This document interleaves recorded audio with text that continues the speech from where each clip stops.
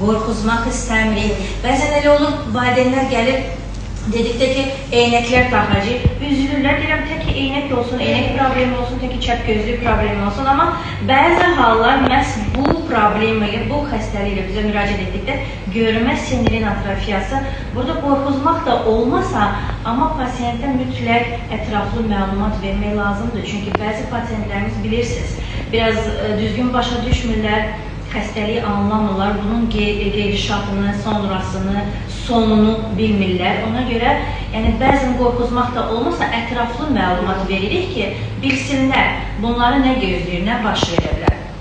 Bir çoxları artıq gələndə bilirlər, bəli, görmə sinir atrofiyasıdır, toyuq yorluğudur, bilirlər və mən nə də deyirəm, həmişə xoşlayıram, biraz daha ətraflı bu barədə danışaq. Görmə sinirin atrofiyası çox yayılan bir problemdir. Ümumiyyətlə, görmə sinirinin atrofiyası növləri çoxdur.